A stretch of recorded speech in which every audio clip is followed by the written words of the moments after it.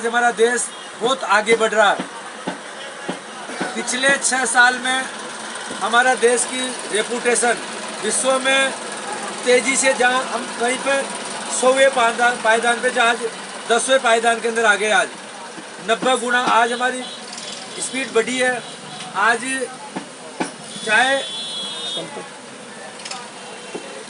किसान का भला का बात हो, चाहे कोई सी भी चीज़ हो, कुछ ताकतें जिसमें कांग्रेस को भी ले लो, उसके पीछे ऐसी कई ताकतें हैं जो हमारे देश को कमज़ोर करना चाहती है। वो कोई भी चीज़ को, अभी जैसे ताजा आप लोगों ने देखा होगा हाथरस कांड भी आपने देखा होगा। हाथरस में किस तरह से जातियों को आपस में लड़ाने का काम किया, किस तरह से वहाँ पे सोशल मीडिया को ले जाके जो घटना घटी क्या थी उसको किस तरह से ले जाके, कहाँ से आप लोगों ने ये भी पढ़ा होगा PFI वहाँ से 100 करोड़ रुपए का फंड आ रहा है, दंगा भड़काने के लिए आ रहा है। ऐसे कई चीज़ें आज जिस तरह से पिछले 2014 में जब हमारे देश के प्रधानमंत्री मोदी जी को बागडोर संभाली, उन्होंने कई वादे किए। सबसे पहले उन्होंने तय किया कि मैं गरीब के लिए कोई भी नहीं है उसके छत दूँ, मकान दूँ। उन्होंने वो काम चालू किया। हमारा जो देश गंदगी से अटा पड़ा था उसको स्वच्छ भारत बनाने के लिए उन्होंने मिशन चलाया। 12-12 हज़ार रुपये शौचालय के लिए दिए। और यही नहीं, कोई भी आदमी मेरे भारत का कोई भी नागरिक भूखा नहीं रहे। उन्होंने कोई BPL नहीं देखा, कोई APL नहीं देखा। जो भी आदमी जिसका 8 बीघा से लघु काश्तकार उसको खाद्य सुरक्षा में जोड़ा। आज मैं लांबा की बात करूं, लांबा सिंह में पहले जब मोदी जी के आने से पहले यहाँ पे केवल 20% लोगों को खाद्य सुरक्षा में जुड़े हुए थे। आज लगभग 80% लोग, जबकि 70% से ज़्यादा नहीं जोड़ सकते, फिर भी 90% 80% के बीच के अंदर यहाँ के लोग खाद्य सुरक्षा से जुड़े हैं। सबको खाद्य सुरक्षा का लाभ मिल रहा है। सब लोगों को जो भी पात्रता रखते हैं उनको मकान बनाने के दे रहे हैं। आदमी को 20-20 12-12 हज़ार रुपये वो दे रहे हैं। इसके साथ साथ उन्होंने किसानों की आमदनी बढ़ाने के लिए उन्होंने पहली बार सोचा कि मैं किसान की आमदनी लागत से दुगनी करूं।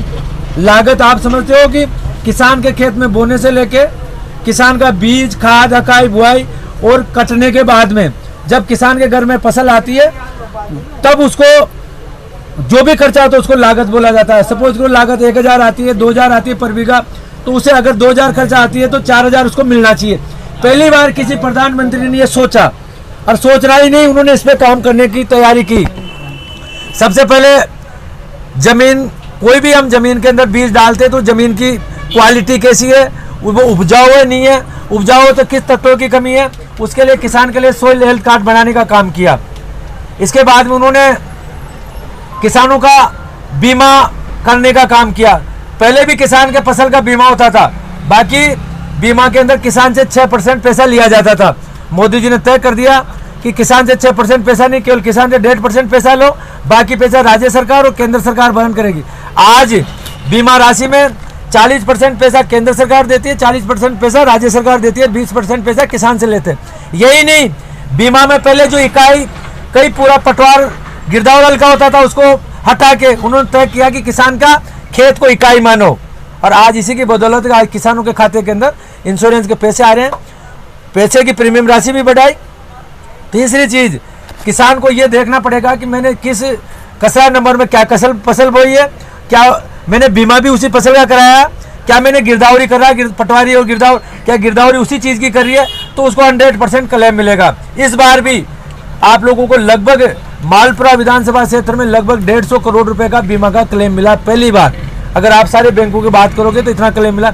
यही नहीं, देश के प्रधानमंत्री ने सोचा कि यहाँ पे जो खराबा होता है, पहले केवल ओलावृष्टि का खराबा का पैसा मिलता था। हमारे देश के प्रधानमंत्री मोदी जी ने तय किया कि अगर शीत लहर में भी कोई फसल खराब हो जाती है, अतिवृष्टि ज़्यादा बारिश से भी फसल खराब हो जाती है, उनको भी खराबा का पैसा दिया जाएगा। और यही नहीं, पहले खराबा का आकलन पूरे उपखंड के अंदर होता था और 50% खराब होता तभी उसको पैसा मिलता था। उन्होंने नहीं, किसी एक गांव में भी खराबा होता है और 33% तक खराब होता है तो भी हम उस फसल का खराबा का पैसा देंगे। यही नहीं, 50% से घटा के उनको 33% में लेके गए। और जो खराबा का जो पैसा पहले किसी भी किसान के 500 रुपये ज़्यादा नहीं आता था, उसको बढ़ा के 17,000 रुपये तो बारानी ज़मीन का किया और 27,000 रुपये सिंचित ज़मीन का किया। उसी के बदौलत है आज के गरीब किसान का कल्याण हो रहा है। आज दुनिया भर का पैसा किसान के खाते में आ रहा। यही नहीं, यहाँ तक देश के प्रधानमंत्री नहीं रुके, उन्होंने किसान के भले के लिए कि किसान सम्मान निधि योजना चालू करी। आज किसान के खाते में 6-6 हजार रुपये घर बैठे उसके खाते में आ रहे हैं। कई किसान तो ऐसे देखे हैं जिसके परिवार के अंदर 6 बीघा जमीन है और उसके 6 खाते हैं, उसके 36,000 रुपये उसके खाते में आ रहे हैं। आप सोच सकते हो 6 बीघा जमीन में क्या 5,000 की पैदा होती थी क्या खर्चा निकालने के बाद, बाकी उसके 30,000 रुपये उसके खाते में आ रहे हैं। ऐसा पहली बार हमारा देश का प्रधानमंत्री है, किसानों को सम्मान बढ़ाने के लिए 1 लाख करोड़ रुपए सालाना किसान के खाते में डाल रहे हैं। यही नहीं, उन्होंने किसान की आमदनी बढ़ाने के लिए और कानून पास करे। उन्होंने जो समर्थन मूल्य के ऊपर MSP के ऊपर जो पहले माल खरीदते थे, आप 2 कार्यकाल का मैं तुलना करूंगा। एक तो कार्यकाल 2009 से लेकर 2014 में मनमोहन सिंह जी का रहा, कांग्रेस की सरकार रही। एक कार्यकाल 2014 से लेकर 2019 का रहा, देश के प्रधानमंत्री मोदी जी का हाथ में रही। उन्हों की तुलना में आपको बताता हूं, 9 से लेकर 14 के अंदर चना, गेहूं, सरसों, मूंग, उड़द किसी भी जिन्स का 10 रुपए से लेकर 50 रुपए से ज्यादा किसी भी जिन्स का समर्थन मूल्य हर साल नहीं बढ़ाया, सिर्फ मैक्सिमम 50 रुपए। और वही 2014 से लेकर 2019 के बीच में देखें तो कोई भी फसल का किसी का 100 रुपये बढ़ा, किसी को 250 रुपये बढ़ा, चने का 350 रुपये बढ़ा, सरसों का 250 बढ़ा, मूंग का 500 रुपये हर साल बढ़ा, ऐसे गेहूं का 100 रुपये हर साल बढ़ाया। इतना समर्थन मूल्य बढ़ाया, समर्थन मूल्य बढ़ाया ही नहीं। जब 2009 से 2014 में उन्होंने केवल 600 करोड़ रुपए का माल खरीदा और आज 14 से लेकर 19 के बीच में 48,000 करोड़ रुपए का माल, दलहन का माल खरीदा। आप सोच सकते हो, कहा 600 करोड़ रुपए, कहा 48,000 करोड़ रुपए, कहा समर्थन मूल्य 10 से लेकर 50 रुपए बढ़ते थे, कहा 100 रुपए से लेकर 500-600 रुपए तक समर्थन मूल्य बढ़ाया। बताओ सरकार किसानों के विरोधी है क्या? क्या 6,000 रुपए डाले जो गलत डाल रहे हैं क्या? क्या किसान का बीमा गलत कर रहे हैं क्या? क्या मुआवजा गलत दे रहे हैं क्या? और अभी हमारे देश के प्रधानमंत्री जी ने एक कानून पास किया कि किसान खुद का माल भारत में किसी भी मंडी में जाके खुले में बेच सकता है। जब किसान मंडी में बेचने जाता था उसका मंडी टैक्स लगता था, सेल टैक्स लगता था, लगभग 200 रुपए तो उसके टैक्स में चले जाते थे। आज वो फिर ये कहीं भी बेचे, हो सकता है आपका राजस्थान का लांबा का माल, गुजरात में कोई चना अगर आपका 1000 रुपये ज्यादा बिक रहा है तो किसान यहाँ से माल ले जाके वहाँ बेच सकता है। अपना आधार कार्ड ले जाओ, आपके खाते में पैसे डलेंगे, उसकी भी गारंटी दी है कि वो व्यापारी आपका पैसे नहीं खा सकता। इन्होंने स्टॉक लिमिट खत्म की। पहले किसी भी चीज की चना, सरसों का स्टॉक लिमिट होती थी, कोई 1000 क्विंटल इकट्ठा कर सकता था, कोई 5000 कर सकता था, उससे ज्यादा नहीं कर सकता था। आज हमारे देश के प्रधानमंत्री ने स्टॉक लिमिट खत्म कर दी। उससे व्यापारी कितना भी स्टॉक करेगा, स्टॉक बढ़ेगा तो मार्केट में मांग बढ़ेगी, मांग बढ़ेगी तो किसान की मार्केट के अंदर किसान के जो भी पैदा होती है उसकी भाव बढ़ेंगे तो किसान का भला होगा। आज इसी चीज को लेके जगह जगह माहौल खराब किया जा रहा है। वही राहुल गांधी जी जो सर्जिकल स्ट्राइक करी, जिन्होंने एयर स्ट्राइक करी, 370 लाने का विरोध किया, CAA का विरोध किया, राम मंदिर जो हमारा आराध्य देव है, त्रेता युग से कब से आ रहे हैं, ऐसे भगवान का जो मंदिर का उसको बनाने का विरोध किया, जिन्होंने 1962 के अंदर जो 48,000 स्क्वायर किलोमीटर जो जमीन चाइना ने ले ली, आज देश के प्रधानमंत्री मोदी जी बनने के बाद 1 इंच नहीं लेने दे रहे, और आए तो उनको खदेड़ के भगाया। हालांकि हमारे 20 सैनिक शहीद हुए, बाकी उनके 60 सैनिकों को मारा और आज ऊंची चोटी पे जाके बैठा। ऐसे देश के प्रधानमंत्री को आज जो राहुल गांधी कहता कि मैं 15 मिनट के अंदर 15 मिनट में अगर हमारी सरकार होती तो चाइना को 15 मिनट में मार दे देता। अरे भैया, तुम्हारी सरकार 70 साल रही, तुम पूरे राजस्थान जितना एरिया चाइना को दे चुके, तुम चुपचाप जाके तुम्हारी मार जाके वहां पे पता नहीं क्या साइन करते हो तुम। ये सारी चीजें करने वाला कहता है कि मैं ये कर देता। तुम झूठ बोलने के अलावा कुछ नहीं करते। यहाँ राजस्थान में आके झूठ बोल के सरकार बना ली। 1 2 3 4 5 6 7 8 9 10 दिन के अंदर कर्जा माफ हुआ के भैया, किसी का कर्जा माफ? बेरोजगारों को, ये बेरोजगार खड़े, बेरोजगारी भत्ता देंगे, ये देंगे। भामाशाह को बंद कर दिया। आज गरीब आदमी इलाज कराने के लिए भटक रहा, कहाँ जाएगा? मतलब इतनी बुरी देश की स्थिति करने में और सिर्फ एक माहौल खराब करने में लग रहे किस तरह से। और उनकी गलती नहीं है, राहुल गांधी गलती नहीं, वो जानता है भारत की जनता के अंदर ये कमजोरी है। आप लोगों ने देखा होगा, अगर किसी बदमाश को, आज यूपी की स्थिति देखिए, यूपी में कोई बदमाशी करता है, सारे गुंडों को यूपी में योगी जी ने खत्म कर दिया। पहले रात में, शाम होने के बाद में कोई भी आदमी यूपी के किसी रोड पे नहीं जा सकता था। आज रात के अंदर महिलाएं भी रात को जाए तो कोई छेड़ता नहीं है। गुंडा राज खत्म किया।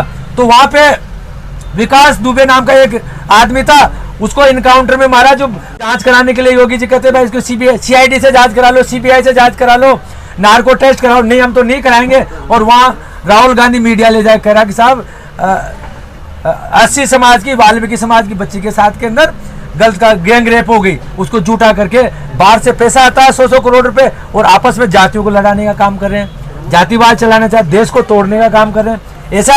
ऐसा प्रधानमंत्री बनने के मुंगेरी लाल के सपना देख रहा, अब किसानों को गुमराह करें। हाँ, ये जरूर है कि जो बड़े थे प्रकाश सिंह बादल एंड कंपनी, इधर शरद पवार जी, इनके जरूर तकलीफ होगी, क्योंकि ये किसानों का एक साथ शोषण करते थे, एक साथ माल इकट्ठा करते थे, उनको तकलीफ होगी भाई। जो बिचौलिए थे, जो दलाल थे, उनको तकलीफ होगी। आज गरीब को किसको तकलीफ है भाई? मतलब इतना बड़ा ईमानदारी दिल पे हाथ रख के कहिए कि इन्होंने किसान का भला किया नहीं किया। ऐसे प्रधानमंत्री को गुमराह करने की कोशिश करें, ऐसे प्रधानमंत्री के खिलाफ किसानों को गुमराह करने की कोशिश करें। तो मैं आप सब लोगों से कह रहा हूं कि जो भी हमारे देश के प्रधानमंत्री किसानों को बुला के जन जन तक पूछा है, आप सब भारतीय जनता पार्टी के सब वरिष्ठ कार्यकर्ता बंधुओं, जो भी आता है सीना ताने को, देश का प्रधानमंत्री कभी भी आपका सीट नीचा नहीं होने देगा, मजदूर को आगे बढ़ाएगा, व्यापारी को आगे बढ़ाएगा, हर चीज का, जीएसटी करे तो उसका विरोध, नोटबंदी करे तो उसका विरोध, हर चीज का विरोध करने का उनका काम है। तो मैं सब लोगों को समझाए, रही बात ये छोटी मोटी तकलीफ है कहीं कि आपके यहाँ पे थाने के अंदर रोजिना नाजायज चालान काटे जा रहे हैं, नाजायज पैसे वसूल, इसके लिए भी अपन इलाज करेंगे, डंडा बजा देंगे, चिंता मत, ईट से ईट बजा के गुंडागर्दी खत्म कर देंगे। बाकी जनता का साथ देके, सुख दुख में हमें जनता का साथ देना। भारतीय जनता पार्टी राष्ट्रवादी पार्टी है, राष्ट्र को सोच के, गरीब का कल्याण के लिए सोच लेके चलते हैं, सबका विकास सबके साथ, और कोई विकास में कमी आज हर ग्राम पंचायत के अंदर, चाहे नगर पालिका हो, ग्राम पंचायत हो, सब जगह पे केंद्र सरकार का पैसा आ गया। राजस्थान सरकार क्यों दबा के बैठी है भैया? क्यों नहीं दे रही है विकास के लिए पैसा? क्यों अड़ंगा लगा रही है? टोटल भ्रष्टाचार हो रहा है। या बात करते थे बलात्कार क्या सबसे ज्यादा राजस्थान में बलात्कार के अंदर, जहां पे 2013 से लेकर 2018 तक भारतीय जनता पार्टी के राज में, वसुंधरा जी के राज में, जहां हमारा पायदान क्राइम में 34 पायदान पे थे, आज उठ के दूसरे नंबर पे आ गए, और बलात्कार के अंदर तो नंबर 1 पे हो गए पूरे भारत के अंदर। क्यों भैया? आप राहुल गांधी यहाँ क्यों नहीं आता? अभी एक आदमी को पुजारी की जमीन जा रहा था, वो पुजारी को जिंदा जला दिया, वहां क्यों नहीं आ रहा भैया? क्योंकि यहाँ कांग्रेस का राज है, नहीं आएंगे। जहाँ पे बीजेपी का राज होगा वहां पे हम गुंडागर्दी कर देंगे। तो ये सारी चीजें दोगली नीति से वो चलना चाह रहे हैं। आप सब लोग छोटे मोटे स्वार्थ है, आज ये नहीं हुआ वो नहीं हुआ, सब हो जाएंगे अगर हमारा देश का प्रधानमंत्री मोदी जी और ऐसे मान सपूत रहेगा तो आपका विकास में कोई कमी ना आने की मैं सब आपको गारंटी देता हूँ। पहले भी हमने आपके विकास में कोई कमी ना आने दी। जो हमने जो पैसा सैंक्शन किया आपके जो तालाब का 3 साल पहले पैसा सैंक्शन करा, वो आज उसका सैंक्शन का टेंडर भी हो गए, वो बहुत जल्दी काम हो। जो हम कहते हैं वो करते हैं, और आगे भी। आज अभी भाई साहब कह रहे थे कि सरपंच साहब ने ये वादे करे, 100% सरपंच साहब ने जो वादे किए उसको हम पूरा करेंगे। इसकी जिम्मेदारी कन्हैयालाल चौधरी लेता है, कोई कमी नहीं रहने देंगे आपसे। बाकी आपको सब्र तो रहिए। छोटे मोटे जो गरीब आदमी है, किसी के मकान में पैसे लूट रहे हैं, किसी के पटवारी कहाँ लूट रहा है, कोई सिपाही कहाँ लूट रहा है, पहले इन छोटे तत्वों को तो खत्म करने दो। और मैं आपको कहना चाहता हूँ, आप क्यों डरते हो? जब बड़ी मछलियां बड़े चोरों को मोदी जी वहां मारे, छोटों को आप क्यों नहीं मारते हो? क्या ये भ्रष्टाचार निरोधक ब्यूरो टोंक में क्यों खुला? दोनों भैया कोई पैसे लेता है, एसीडी में पकड़ाओ इन चोरों को। अगर हम जनप्रतिनिधि भी कहीं पैसा लेता है, सरपंच लेता है, कन्हैयालाल चौधरी लेता है, हमें भी जेल भेजो ना यार। आपको अधिकार दे रखा है, सारा ठेका क्या मोदी जी ले रखा है क्या? आपको बापड़े के बच्चे बिक जाएंगे, बिकने दो ना। जो जनता को लूट रहा है तो पटवारी लूट रहा है, ग्राम सेवक लूट रहा है, जो ना जेल, पूछा हो ना जेल, क्यों नहीं करते हो आप लोग? क्या कंधे से कंधा मिला के आ गया? कुछ नहीं है ये। जनता सबसे पहले, जनता भगवान है, जनता जनार्दन है।